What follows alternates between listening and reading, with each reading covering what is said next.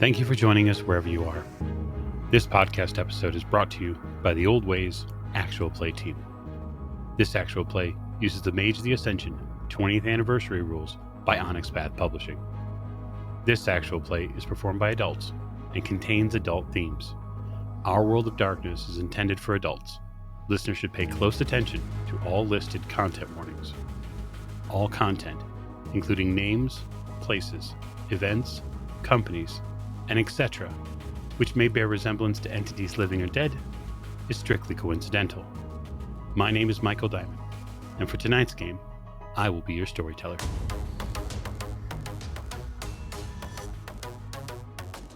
Thank you for joining us again on another episode of the Old Ways Podcast. I am your storyteller this evening, Michael Diamond. My pronouns are he, him, and we are back with our Mage, the Ascension of Babylon story, our chronicle inside the world of darkness with all sorts of wonderful mages for you to enjoy. Their avatars are sometimes present as well. At the top of the show, I'd like to thank you, the listener, and especially you, the Patreon supporter. We literally could not do all of the wonderful things we do without you, and that's why sometimes we even let Patreon members come and play games with us. More on that later. And so now I'm going to ask you to do three very important things. One, make sure that you're in a nice, wonderful space, headspace for this, because it is the world of darkness, and sometimes bad things happen. It is a mature show. That's something you should keep in mind. Two, make sure you're subscribed to us over on YouTube, and make sure that you're subscribed to us over on Twitch. Come see us where we play all varying sort of games. We'll begin with player introductions to my right. Hi, this is Lecco as Dante Maxim Vargas Bailey, who is very curious about the workout regimen of a certain doctor to be named again later. Fascinating. And along with Dante, I'm Bunny. My pronouns are she, her, and I play Dante's tutor, who is very proud, more than frustrated right now, and just so excited to talk to somebody who's been awake for more than a week. Very good, very good. At the end of the table. This is Jake playing Oliver Devereaux, and after some drinks, I think it's about time to knuckle down and get some stuff done. I agree. You've got things to do. Next to Oliver. Hi, this is James, and I'll be playing Adam Harrison, who is ready to knuckle down, whether that's to get stuff done or just to feed somebody a knuckle sandwich. There's a lot of knuckling going on. Interesting. And as a special guest returning to the show. Hi, I'm Skip. I'm playing Dr. Robbie Johnson, and I'm ready to tell them the news. Is this like a Newsies smash cut we're going to do? Because we could do that. So we're going to raise the curtain tonight, still yet in the depths of September 29th. The night, the sphere, or something within it, woke up. So, Oliver, you and Adam are at some point going to leave the bar because, well, closing time will eventually happen. I'm assuming that likely the two of you are going to head out before it gets, 12, 1, 2? Yeah, sometime before that. Okay. You exit the bar, and as the two of you do probably make your way back towards the Buick, you notice something, that the streets here got a bit of a traffic jam. I'd like the both of you to make me perception alertness. That D4 isn't going to help at all. Probably not. 3 successes. Okay. Adam? 1 success. So you are probably a little bit more in tune to the way law enforcement works, at least in this instance, Oliver. Either that, or maybe it's just that Adam is paying attention to something else. You pick up on it first, and that is that there seems to be flashing lights that are blinking off of a nearby building. So you're not seeing red and blue lights directly. You're seeing them as an after image pushed onto a nearby building. Oh shit, the 5-0. What? Where? Let's see that. Oh, well, I do now. Okay. Should we just park somewhere nearby and ditch the car for now? I'm not particularly worried about anyone taking we're it. not in the car yet. Yeah, you're not at the car yet. Oh, we were walking to to the car. Right. Okay. Oh, Yeah. Shit. It's ahead of us. It's in the direction you're walking. Gesture to a side alley. I mean, are we parked on the street here? Yes. In this instance, you are parked on the street.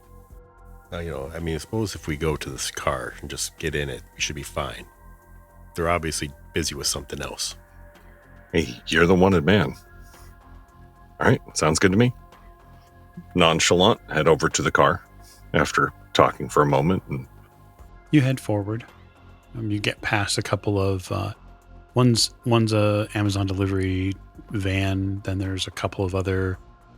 There's a work truck, and then you get a little bit beyond that, and you finally see the squad car, and you see the lights, which are going, and you see that they have a yellow cautionary colored arrow that is pointing to tell traffic behind them to merge left.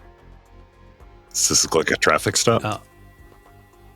It doesn't look like a traffic stop because there are multiple officers here, and it looks like there's an incident. It looks like somebody's bringing out tape.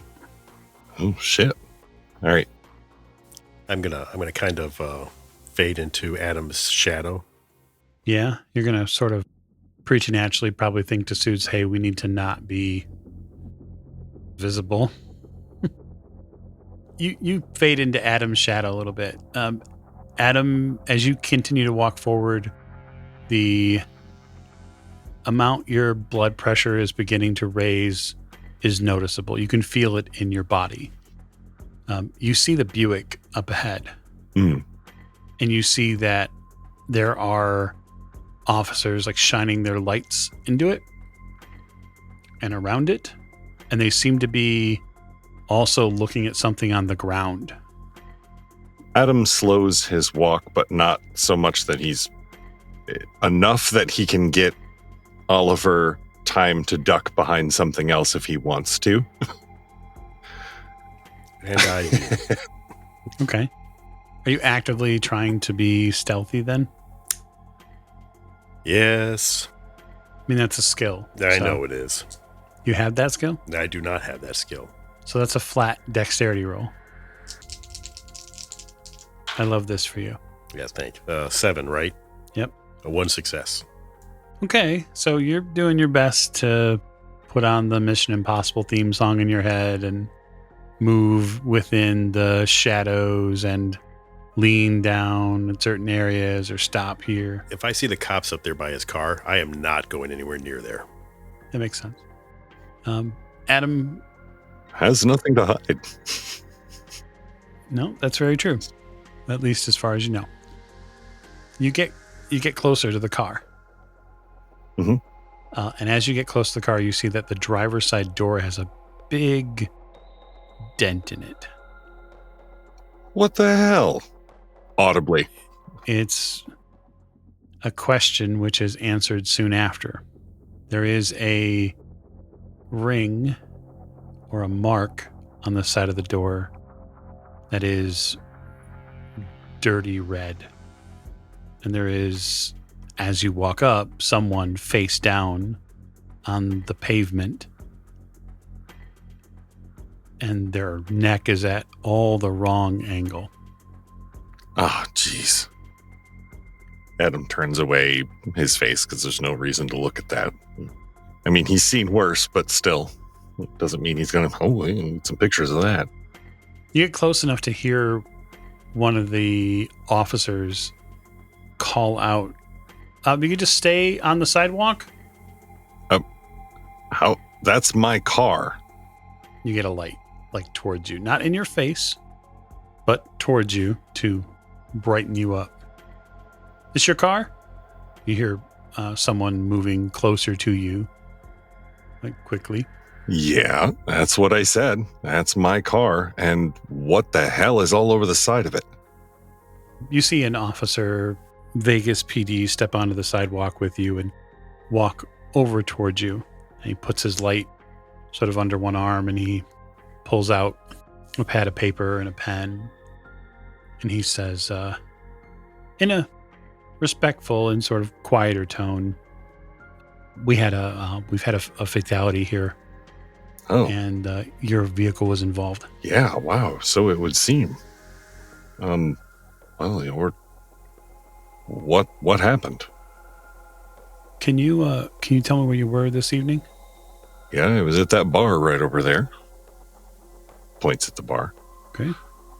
See him write that down.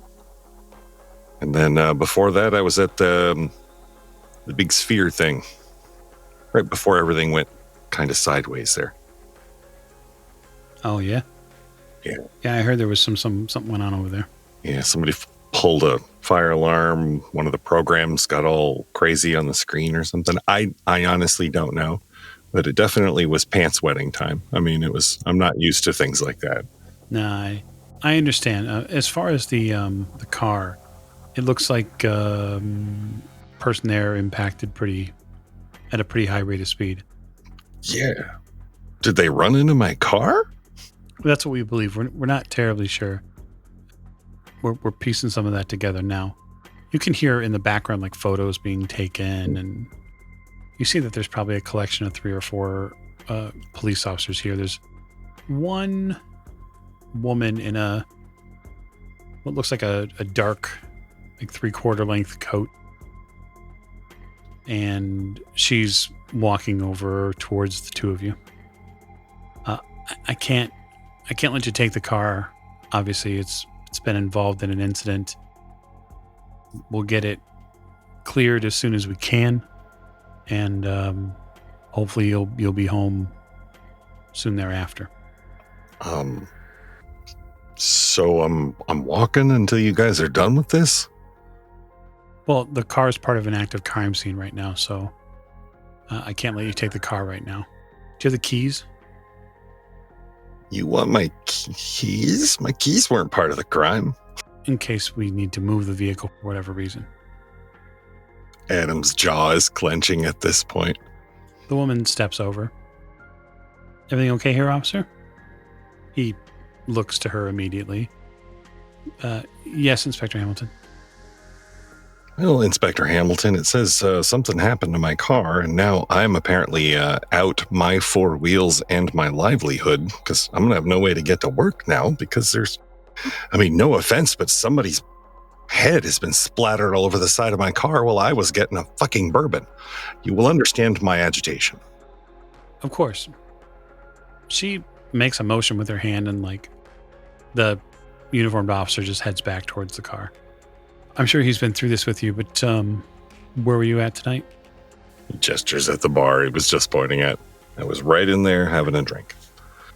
Do you know this woman? She produces a photograph. Look at the photo.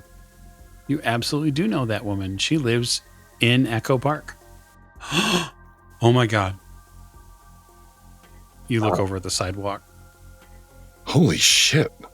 I do know this woman. You do? Yeah. She lives in the same, I don't want to call it a shithole because, that seems a detriment to shitholes, but out in Echo Park. Mm-hmm. It's where I live. It's where my dad used to live. I've seen her around. She was a lot more alive then, but... She had ID on her, Marjorie Tybalt. It looks like maybe somebody called her Margie. Yeah, that's the name that I always heard. All right. And your name? Adam Harrison. Harrison. All right. Listen, Adam, I'm going to try to get your car back to you as soon as you can, okay? Yeah, that would be great. Hey, Inspector, you got a card that I can contact you with? Of course. She dips into a pocket of her coat and hands you a card.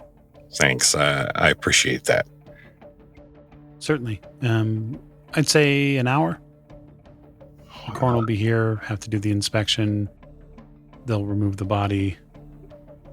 After that, we should be able to clear the car for moving. You, have you had any contact with her recently, Margie? She points back. I haven't, no. It's kind of weird that she would run into your car like that. Adam is looking fairly stunned down at the misshapen body on the sidewalk still. Yeah, that's really weird. I'll be in the bar. Until the car is done. Sure. You can see, Adam, a couple of the officers have sort of grouped up. The one guy that was talking to you earlier, and they seem to be talking back and forth. They occasionally look over in your direction. Before I leave, he kind of thumbs his, not like so he's making it obvious, but he looks at, kind of thumbs over. It's their problem. She looks back over, glances in that direction. I'm not sure. It's a little strange to see somebody walk up to the middle of a crime scene and claim a car. Yeah, it's definitely not something a guilty person would do. I want my frickin' car back. And honestly, I would really like to not have someone's genetic material all over it. So you officers do what you got to do. I'll be right over there if you, I don't know, need anything. Sure. In fact, you know what? I don't even think I need another drink. I'm just going to be right over here. I'm going to lean against this wall right over here. I got an hour to kill. Adam leans against the edge of the corner of the alleyway that Oliver ducked down into. Oliver, you ducked down into this alley. How far down are you going? Not too far. But I'm waiting for Adam. It's a real long conversation with this, first with a uniformed officer and then with this woman in a long coat. Adam comes over and pulls out his busted, semi-busted phone with the slightly cracked screen and taps his ear like he's activating a Bluetooth thing. So there's a dead lady next to my car. Oh, that's not good. Yeah, you're telling me, especially because it's one of my neighbors. Again. That's really not good. You didn't, tell them anything, did you? No, I told them that it was my neighbor, but, they're going to find that out one way or another, obviously. You don't ever talk to the cops unless you got a lawyer. I'm not going to, we're going to need to find a lawyer, and I'm not going to volunteer shit to cops. They said they're going to be about an hour until my car is done. I don't like the stink eye they're giving me either. Headlights appear in the alley behind you. Here, beat it, man. Take off. Hide. Yeah, I go the other direction. Back out towards the street. Back the way we had been walking originally. Yeah. Okay. So the alley is filled shortly thereafter, Adam, by a gray sedan. It's late model. It's probably late 90s, early aughts. You get a strange feeling from it. It sort of very slowly comes to a stop. Does he almost get a predatory feeling out of it? Yeah, absolutely. Okay. He holds his ground, but as you do with large predatory animals, and waits for it to come to a stop and eye him.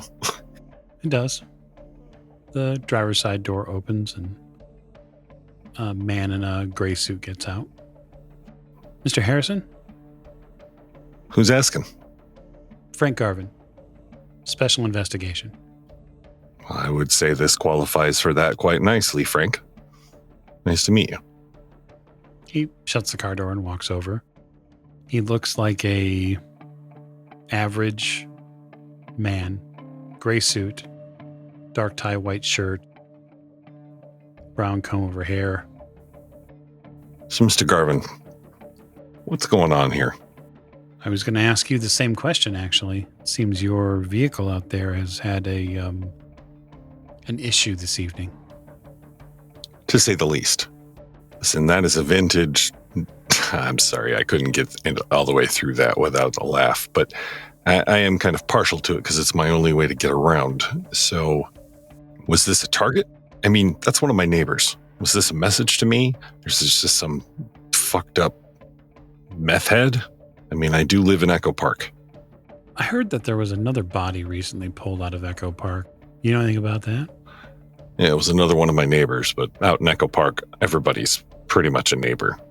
I don't know what's going on out there, but he had some serious internal problems. No doctor, but it was enough to kill him. And my appetite. Forever. That's rather unfortunate. If you're interested, I could potentially assist you. Figure out maybe what's wrong. So, you looking into things. Is that what you're proposing? If you know me, then you know that if you've done any looking into me at all, you know that I'm not a huge fan of your ilk. And no offense, you seem like a guy. I'm more interested in trying to keep you out of where you were. Does that make sense? Adam's eyebrows go up a little bit, and then they go back down a whole bunch, and he kind of, Mr. Garvin, that makes a lot of sense, but it also sounded a lot like a threat. I don't take too well to threats. Oh, no. I haven't made any threats yet. All right. I'm trying to help you. I'm trying to make sure that you don't land back in a place that you don't want to be, that you spent already too much time in. Am I right? Yeah, well, you're not wrong about that. Okay. And I ain't going back for somebody else's head splattered on the side of my car either. And is this 2 neighbors of yours dead in the consecutive days? Yeah. You put that together already, did you? It's not that difficult. And when things like that happen, regular beat cops, he sort of points towards the street, it's not going to take them terribly long to start asking questions, finding out who you are, and then wondering why an ex-con suddenly has people dropping dead around him.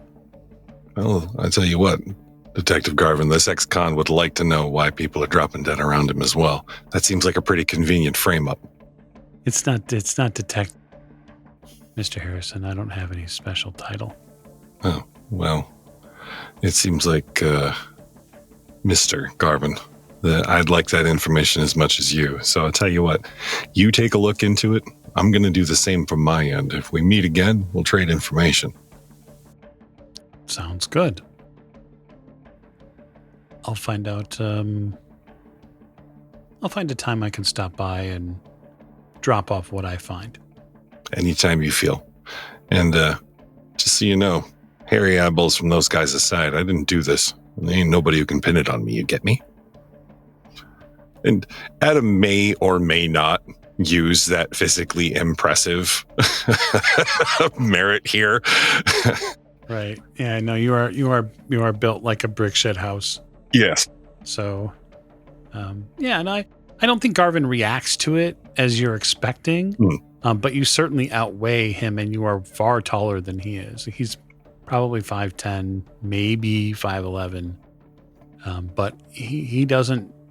Yeah.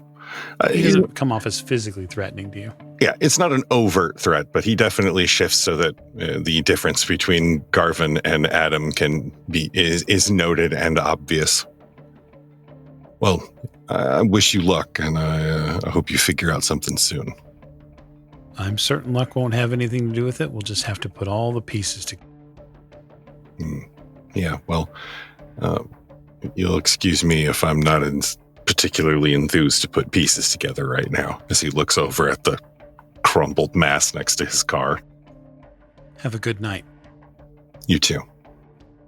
He turns back, gets in the car, and then, in a really odd twist, puts the vehicle into reverse and reverses out of the alley.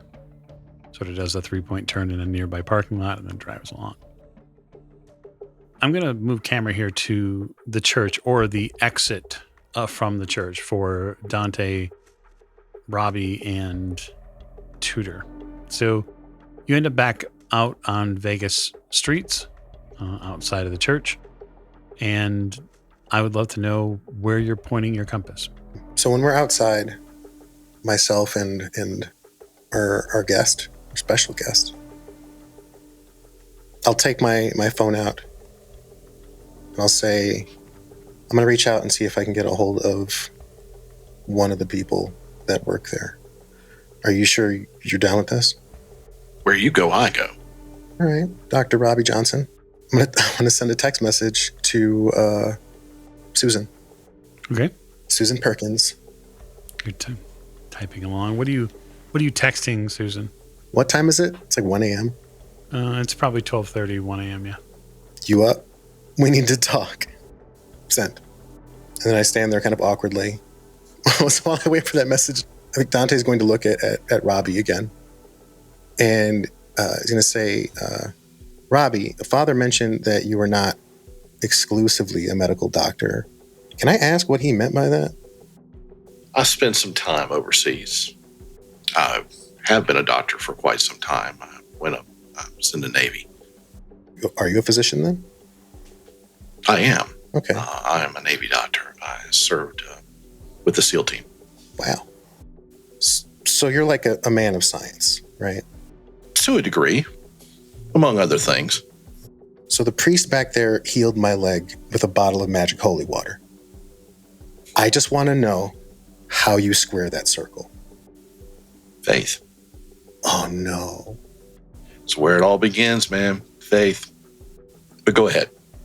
No, that was the only answer that had no follow-up. I didn't have Oh, it's got follow-up, but that's just where you begin. You have to understand and believe that there is something more powerful than you. Once you accept that, you can use it however you need to. I use it for guidance. I use it for my thought processes, what I do every day, why I get up, who I talk to sometimes. It's all a different experience, man. I was overseas when it happened to me. When you woke up? I didn't believe it at first either. Yeah. So what happened? We were over in Afghanistan. I was with a unit that went in to treat some locals, and all of a sudden, I've always been faithful to the church. Grew up that way, but I never really, gave it a lot of thought. I knew that was there. I knew there was a greater purpose for me, and all that you're taught when you're growing up and everything like that. But over there, of course, there's a lot I can't say, but just the things that I saw, the things I had to go through. There was one moment that the door opened, and I just began to see things that I've never seen before, like how body actually blood flows, and how things are connected and everything like that. And it was scary, man. It was really scary. I thought, first thing I thought was I was possessed by demons. But, I checked my phone. Nothing yet. A friend of mine kind of recognized what was going on and kind of filled me in a little bit. There's more to the story. It's a long story. I just know I've been there. I get it. I totally understand where you're coming from. I've never heard a prayer like the one the Father said in that church. The Father is an interesting man. Well, he called it the One. Is that what you believe? In the One? I believe in the Catholic Church. I believe in the Father, the Son, and the Holy Ghost. How he interprets it is his own way, and I respect that. But mine is different. We all see things differently anyway, even in the church. No, I think I understand what you're saying. Yeah. So what I'm hearing then is that there's really no wrong way. There's just like your way. There is one who knows the right way, and he will come back. And when he does, things will be much clearer. But until then, we get by and do what we need to do until that happens. Okay. How we do it is different ways. The way I believe may not be the way that the Father believes. It's all for the overall same goal. And he says that with a kind of a smirk. All right. Dante? Hold, please. There's a voice in my head. Go ahead. I just, I realize you never asked me that question, how I square that circle.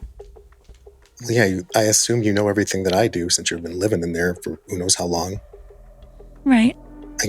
I hope you, at this point, I was expecting you to just kind of take me for granted, but I got walked back to, I don't know, birth. Those patterns that I keep trying to show you, that's how I square that circle.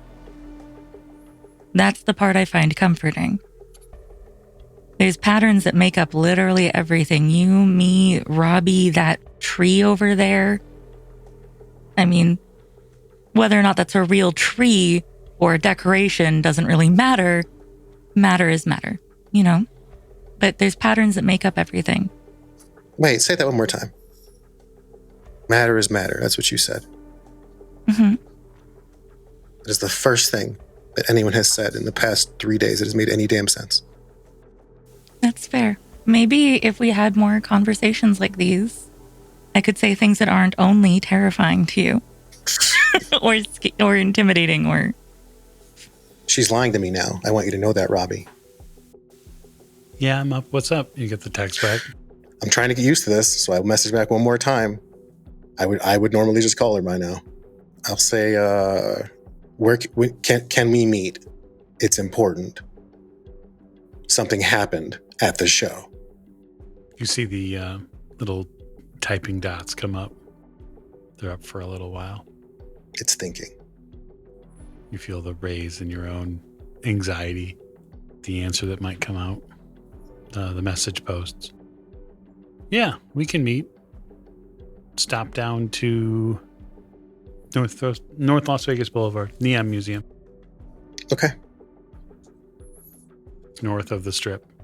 It's actually north of Fremont Street. I should probably tell her that you're coming, right? That is up to you. I would, you know who you're talking to. How would they react? I don't know. My last message is meet you there, not coming alone. You don't get an immediate response. Do you have a car, Robbie? Yeah. Can we use it for this purpose? Sure. Awesome. Because I've been walking all night. You two pile into your car, Robbie. Technically speaking, Tudor gets in the car too, although it's not appreciable as far as the seating or weight go. And the effect of her being visible is probably over at this point. I imagine so. And you drive up eventually Las Vegas Boulevard until you hit the north. You probably cut around the actual official downtown Las Vegas portion just because it's an absolute bear to get around anywhere near there at night. And at 1 a.m., 1:15 or so, as this is beginning to take place, Vegas is hopping. This is sort of the power hour when it comes to Las Vegas. But we'll sort of put you on your way there. Oliver and Adam, you wait for your car. It's probably a 45-minute wait. And here's the worst part. They do not clean your door off. What a shock. Coroner does arrive. They do take body and clean up what you think is broken glass, maybe? It sure makes that tinkly sound, you know, like the glass being swept up. Damn it. Now, once they're done, thank you, officers. Thank you for the care. There is a forehead-sized shape. Your door. It is reddened. Crouches down next to it. Are you kidding me? Oh my God. Nope. You know what? This is how things are. That's fine. This is how things are. He looks at Oliver. Should we go? Yeah. Yeah, let's get out of here. I don't think we can do any more damage here. Oh, don't underestimate us. Well, fair enough. Did we get a text on where we're going, by the way? No. You know what? It's kind of late. Maybe we should turn in and see what we can find out tomorrow. Do you have to work tomorrow? Yeah, but it's an early shift. I should be out of there by like 4:30. Okay. I'm going to hop into the library that I know somebody at. All right. See if I can't figure out a couple things. As much as I don't want to, I'll drop you off, but I'm going to head out to the house out in Echo Park. I don't want to call it home because I really don't want to attach myself to that place right now, but it's where all my shit is. That's fair. So, all right, you tell me where you're going. I'll drop you off. Okay, I give him directions. So, Makes he's sense. been there before. Yeah, I mean, you've been to the house now, so if he can just drop you Right. off the place, that works. Right. Yep. So you drop him off, Mhm. and I'm just wondering, for clarity's purposes, and I'm not trying to poke or prod this into games, so if you don't want to do it, don't do it. Mm. Are you telling him about the guy you met in the alley, or are you just totally glossing over that, James? Oh, the gentleman. Yeah, actually, on the way to dropping him off. By the way, had a conversation. You had walked away. Some guy named, what was his name? Grimes, Garvin. Oh, Gravy. Yeah, he. Boy, man, I don't know what his deal was, but Yeah, he's with the other side. well, okay, no surprise. Well, I'm glad I didn't sign on. He had that whole Faust feel about him. I'm not a huge fan of the feeling. I actually liked the book, but hey, he's going to be a pain in the ass, man. Not just for you. He tried to recruit me too. He talked to me for maybe 4 minutes and already was threatening me with my past. So, not a big fan. Adam's knuckles tighten a little on the wheel. We should come up with a plan for Gravy. Yeah. Well, you're wanted actively right now. So, if he shows up, duck out.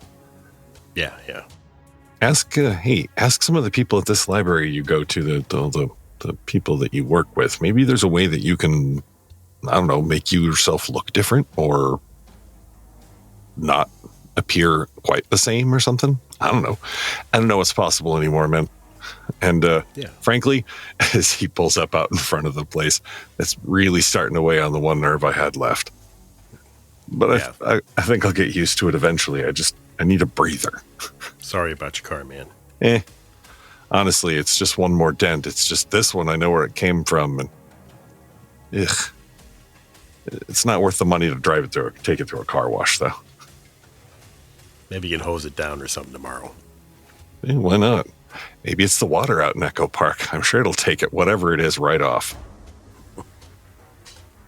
You get dropped off, Adam. You head back to your trailer in Echo Park. Yep.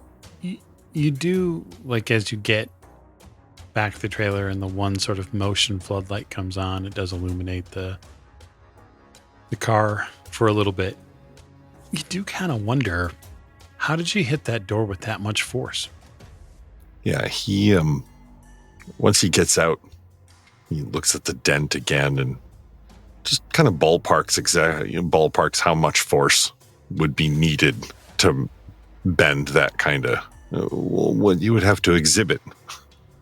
And knowing I've seen Margie here before, so I can estimate her ballpark weight and volume. Yeah, and it doesn't really add up very well.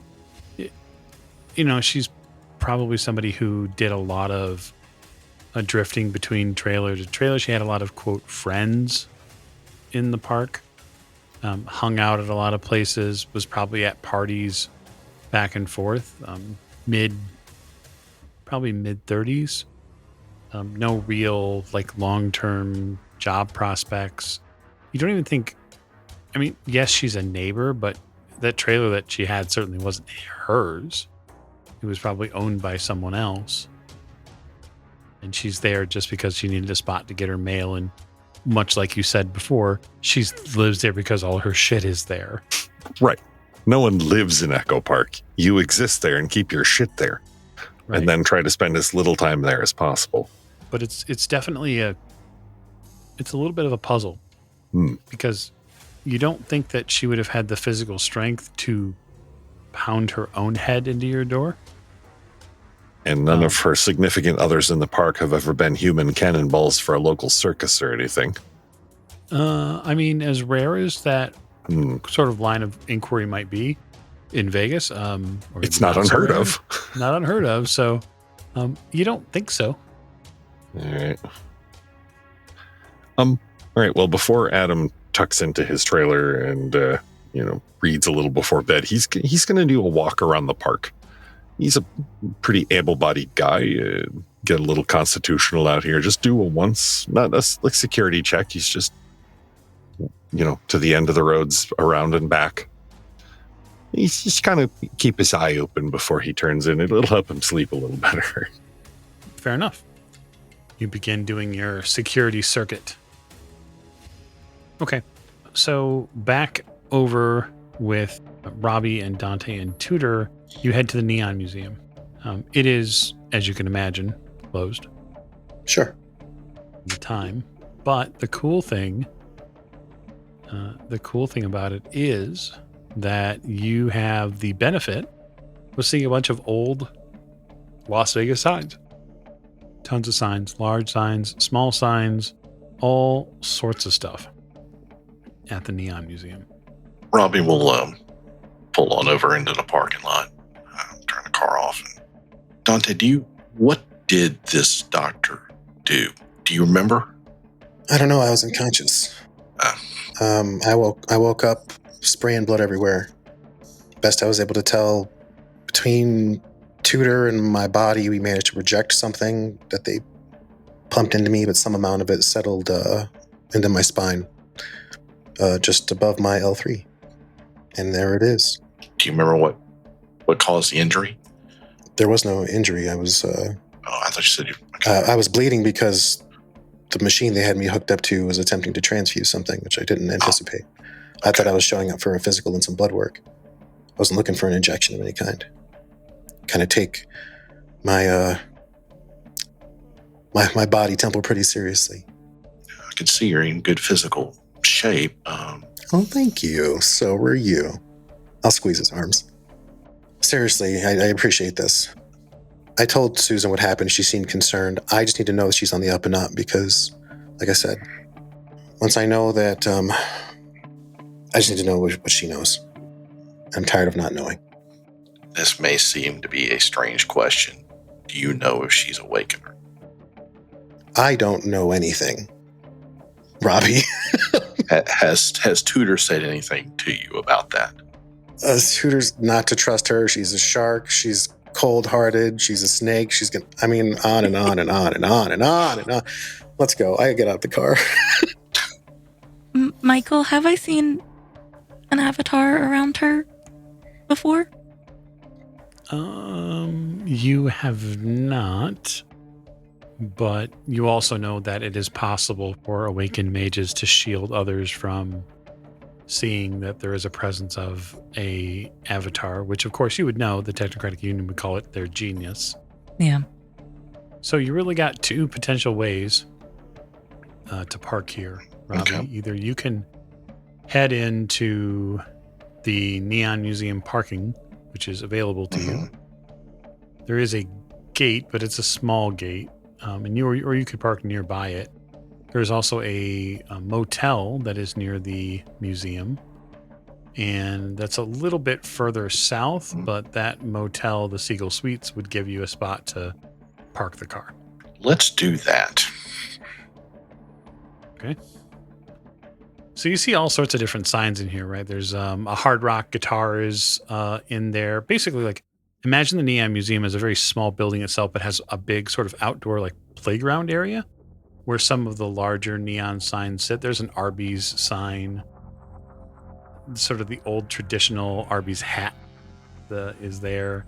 There's the neon sign for the Nevada Southern and various other neon signs from yesteryear. Groovy. The parking lot itself is, I'd say, about a third full. And so there's a light post that you guys have the opportunity to park near. I'll pull into a convenient spot to where it's kind of lit, so I don't want anybody breaking into my car, and lock it up. Sure. About 10 minutes or so pass, and a white Escalade pulls into the parking lot and That's Susan. parks not necessarily near, but close enough, probably a good 5 or maybe so parking spots away. Do you think she's bringing anybody? I have no idea. I imagine she's not driving. I'll wave. You see a woman get out of the back of the car. Told you. Gets out of the back of the Escalade. She's in sort of a casual, dark pair of slacks, flats. She has a jacket on, blouse underneath. She looks, well, she's very physically attractive, dependent upon your purview there, but she's well put together. She looks like she could walk directly onto a television set and be on camera. You get that immediate sort of vibe from her, Robbie, like, okay, she's prepared for whatever comes. As far as if she needs to pull out her cell phone and take an amazing picture of herself next to something, she could do it real easy. Ood self-confidence. Yeah, I'll wave as I approach. And I will say in a relatively loud voice, I don't want to yell it, like I'll get close enough to be able to say it loud, like, "Hi, Susan, why you got us out here like we're meeting for a drug deal? You're not dressed for it." She walks over. She seems to sort of smile away your comment. She gets closer. I met out here because I was close to here. Okay, well, I really do appreciate you making the time. I realize it's an absurd hour. It is. But we didn't really get to circle back after the show. Oh, this is Robbie. Robbie, Susan Perkins. Nice to meet you. Nice to meet you, Robbie. Robbie's kind of trying to help me out of a tough spot. So all hands on deck right now for me. I didn't know you were in a tough spot. What's going on? Something happened at the show, and I need to know if you know about it. You were there, right? I was. Did you see what happened to that sphere during my set? I'm aware that something happened to the sphere. Did you see the woman? Did you see her? I saw something. Tudor is going to be watching her with such scrutiny right now. Okay. I'm at a loss here, okay? I'm either losing my mind or you need to help me understand what we saw. Why don't you explain what you saw?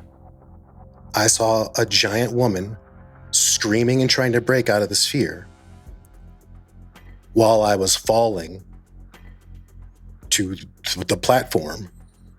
And then she followed me into my dressing room and screamed at us some more. And then I left. That's what I saw, Susan.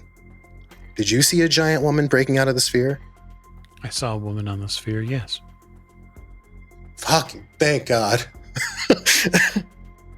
And I left. But I had good reason to leave. She seems to scrutinize you, Robbie, just for a second. Mm-hmm. Just for a moment, she gives you a look. It's there for, I don't know, 2 seconds maybe. I'll look back with the raised eyebrow. Can I tell you the worst thing about this, Susan? Sure. Everybody I've met since the day I had my accident has done their best to try to help me understand what's happening to me. And you, the person that gave me a chance to make right for my family, are being cagey with me. I signed my life over to you guys. Help me. I don't think cagey's a fair assessment. Jesus fucking Christ. You know what's going on to some degree, right? You're being hyperbolic, that's the problem. All right, manage me then. Manage my expectations here. You saw something. You don't know how to explain it. And so your mind is creating things. I don't know who else you're getting insights from. But in the line of business that I'm in, we take things carefully, methodically. We assess. We try to determine what's going on. Who is we? The group I'm a part of. You mean the group I'm a part of? She sort of holds a hand up just ever so slightly. You are part of a portfolio of talent all over the world. An exclusive group of talented artists. And like you said, I have worked through the deal to get you the things you need. Moving your family, getting you a phone, making sure you have things. But we're carefully assessing and determining what we can potentially enlighten you to next.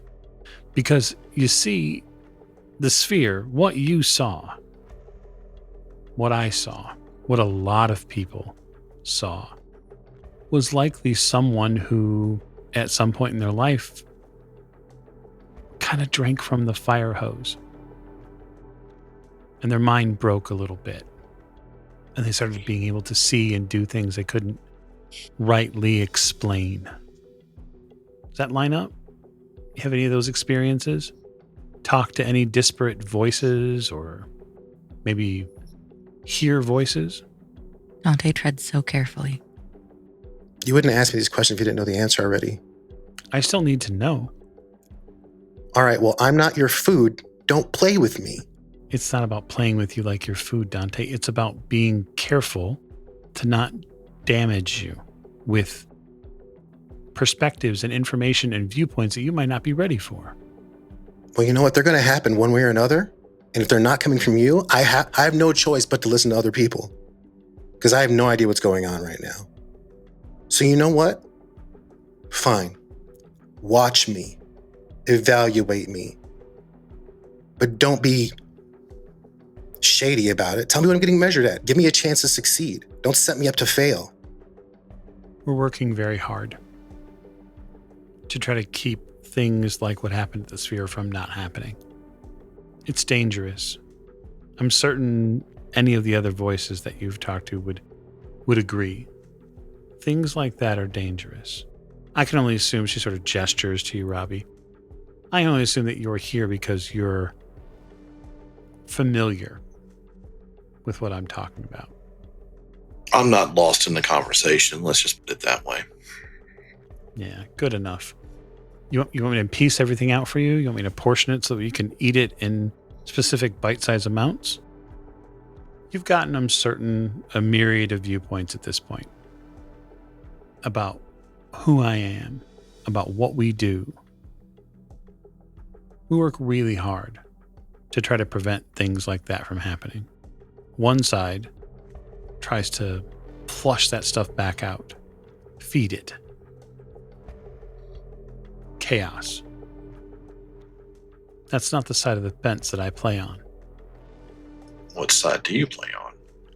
The one that tries to maintain some level of safety and reason amongst the citizens here. You know, I came here. I asked you to come here because I was getting really, really tired of hearing about all these goddamn sides. Why should I care? Why do you care? I know why he cares. Well, why does he care? Because he has faith. And faith tells him what? That reason is wrong? It's not the reason is wrong. That's his. What's yours? That's where I am, okay? Because you know what I got right now? Fuck all. My answers are either go with God or just keep doing what I'm doing and hoping that at some point I become worthy of whatever, I don't know, insight you might have locked away as to how do I get from here where I'm standing to where you're standing? Because you're not afraid, Susan. No. And I'm not scared for me, but I have a lot to lose. I agree. So help me keep it. And if all that means is I continue putting on the show for you, then sure, I'll be the best dancing monkey you have. But at some point, I'm going to get answers, and if not from you, from somebody. I'm happy to give you all sorts of answers. I'm happy to educate you. It's the core of what we do. And make no mistake, we can help you find that better self that you have.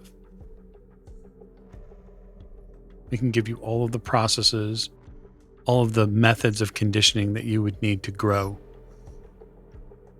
But we select very few candidates. Sounds like competition to me. If that's the way you'd like to make it, certainly. What are you selecting for?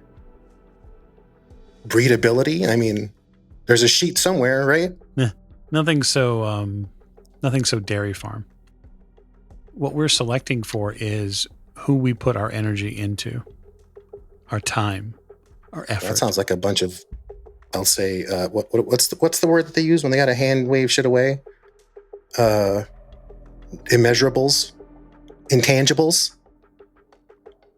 May as well be magic. Can't say I believe in magic. The contract still stands as far as the legal matter goes. There are other performances coming. I'm not trying to bail. Okay. I mean, listen, your family is set. You have a place to stay. You won't have to worry about making payments provided you're still under contract with us. So just to be clear, you don't actually want a bunch of people dead, right? No. I think it's a terrible misconception probably you've been given by other people. No one here is interested in going to war. There is no war. It's over. What we're interested in is building a better society. Brick by brick. One that doesn't have magic in it. Tudor sort of grumbles quietly behind Dante. So, if not you, I'm guessing you're not the person that has to do all that, right? The hand-holding? No, I'm in talent acquisition. That's my department. I seek, find, and select. There are layers to this process. The next process would be to find an educator for you. Well, so I was going to say, what information can I have access to? We can certainly work on that. We have all sorts of ways and methods of educating you. Depends on how fast you want it and how strong your will is to keep up. Okay. And it's not like you won't have others. She sort of half gestures to Robbie. There are all sorts of people here who would be likely happy to mentor you through this process. But if you've dug into me at all, you know how I operate. I can't go on faith. I can't go onto that stage on faith. I wish I could. It's not my way. I need to understand. If I'm going to apply myself at anything, I need to know where I'm going wrong. you do. We can help. I look back at Robbie.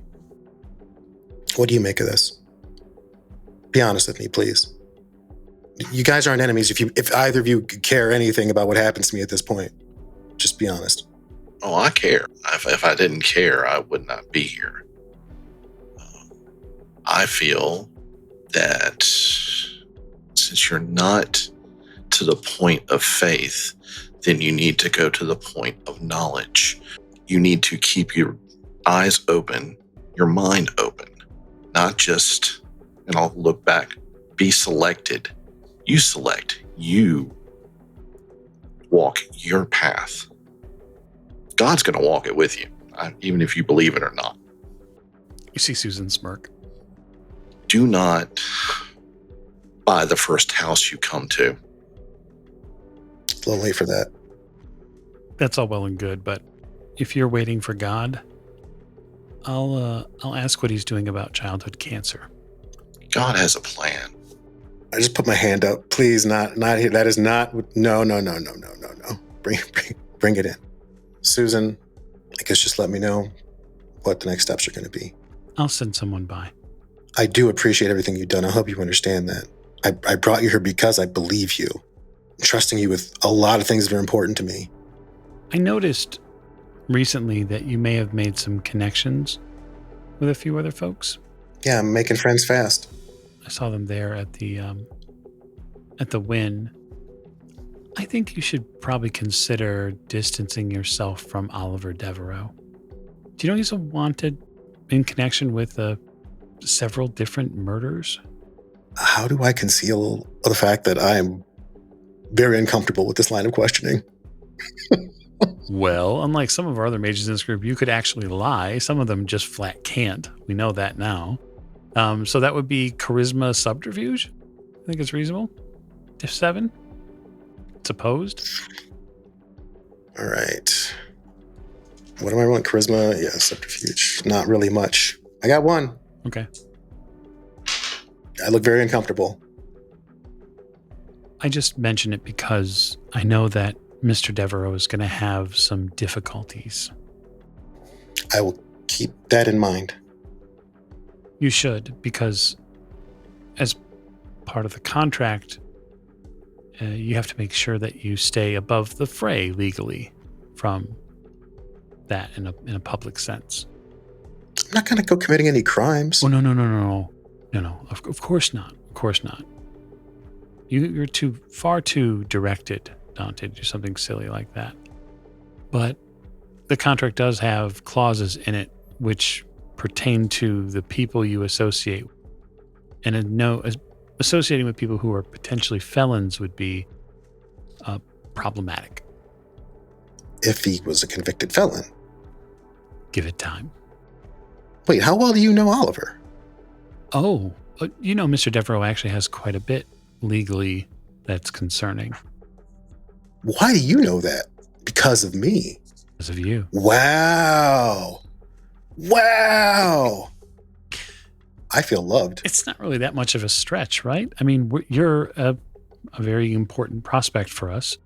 And so when we see you talking and palling around with people, we want to know who they are. So that way we can make sure that we can advise you in those ways. And so I took a few pictures, a little simple facial recognition. I found Mr. Devereaux pretty quickly, actually. And Mr. Harrison, Adam. Wait. Hold on. I got to ask you this, okay? Are you like a spy? No. Because you're talking like a spy. Am I? How do spies talk?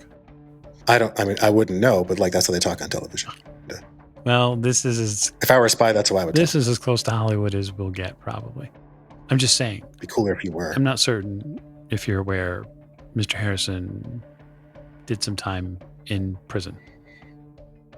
I mean, I'm not. You know I came from the circus, right? Certainly, but it's just important to understand all the players at the table. I'll let you enjoy the rest of the neon. We'll be in touch tomorrow. So I'm not crazy. Oh, no, not at all. Actually, Dante, I think you're a genius. Dante hears a sharp exhale right behind his ear. She turns. All right, I think we're good here. Do you also get a deep sigh from beside you as well? Oh, but you too, man. Oh, jeez. How about pancakes? So we'll close that scene there. Adam, your circumnavigation of the Echo Park trailer park reveals several things. One, you're fairly certain a couple of new folks have moved in without the old folks knowing that they had or were supposed to move out. That is not the first time that has happened here at Echo Park, where not uncommon. Folks who are outdoors, as you might say, decide to take over someone's trailer while they're, down in Baja and they're partying it up and having a good time. And you're like, hey, you're not Sue and John. You're somebody else. Your face tattoos say you're probably not Sue. But the place seems relatively secure as far as you see it. Excellent. Then he finally heads back to his place, locks the door behind him. I mean, he may have amazing new abilities, but somebody is still doing really terrible things to people around him.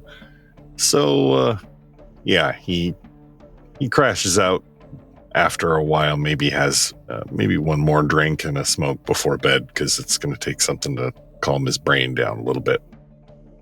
Yeah, that makes sense. Having both neighbors, one trailer directly to the right of you and then one just not but a couple down, you kind of wonder if Echo Park has maybe it's just got a bunch of bad luck attached to it. That's what it feels like anyway. As horrified as Adam is, he also finds that right before he goes to sleep, he's also kind of drivingly curious about this because, I mean, it's something that's tangible and near him. A lot of what he's encountered over the last couple of days or week or so has been very esoteric and not things he can grasp, but this seems to be something a little more literally in his wheelhouse. Okay, so what do you want to do about it? Sleep on it tonight and then get up early in the morning and start checking the other trailers. Okay. So we'll officially then close the book on September 29th, 2023, likely one of the most dynamic days that our mages and their avatars have seen. I imagine, Dante, you're going to get a ride back to the new place from Robbie. Well, I still stay at the gangster apartment. Oh, that's right. The family stays at the house. I have the place to myself now, so it's at least, very, very tidy and empty. Mm-hmm. Very empty. Okay. So maybe he'll drop you off there. Before I leave, I will, we're parked, I guess. I really do appreciate everything you did for me, and I hope you and the father can help Kaylee figure out whatever she needs to figure out. She's good people. Dante, you need to tread lightly with her and them. You may not share my faith, and that's fine. But the path that they're trying to get you to follow, it's going to lead you somewhere you don't want to go. That's presuming I have any idea where I want to go.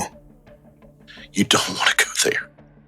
With all due respect, Robbie, I don't think that's for you to say. You don't know where I've been. You don't know the life I've led. You don't know what got me here. No. I can help you. You don't have to follow the same path. I get that. I'm not saying you can't.